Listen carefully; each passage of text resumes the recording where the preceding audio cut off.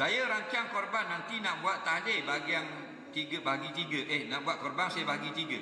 Bagi yang saya nak buat tahlil bagi korban bagi tiga. Bagi yang saya hantar ke fakir miskin. Dua bagian lagi saya nak gulai ajak jemaah mari di rumah. Boleh tak? Dengar baik-baik. Ni kat gigi korban sebulan ni, okey? Dia kat gigi nak buat korban, dia nak buat tahlil. Buat ke mana? Dia nak bagi tiga daging korban kat gigi. Satu bahagian nak beri ke orang miskin. Dua bahagian lagi dia nak gulai. Nak panggil orang tahlil di rumah nak jamu. Faham? Hukumnya boleh. Kenapa? Kerana sekurang-kurangnya sudah ada daging yang diberi kepada fakir miskin. Dengar baik-baik ya. Daging korban mesti ada sekurang-kurangnya sedikit kita beri kepada fakir miskin dalam bentuk mentok belum dimasak. Itu hukumnya harus. Tapi kalau kita nak ikut yang tiga ni yang disebut oleh ulama boleh. Kita bagikan daging korban 3 topok, 3 bahagian. Faham? Contoh kalau dapat 9 kilo, 3 kilo, 3 kilo, 3 kilo.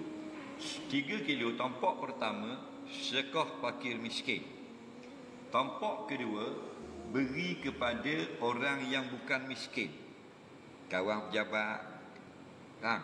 Contoh-contoh lah. Jiran. Okay.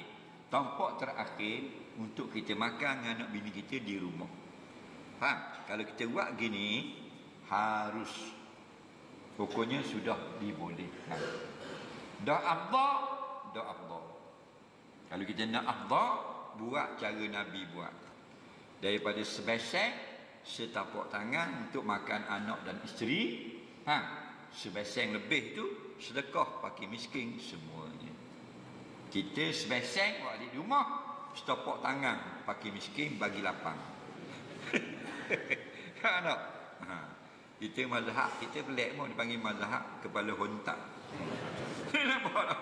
Ikut otak dia semua. Asal korban nak makan banyak, nak makan banyak beli kedai saya.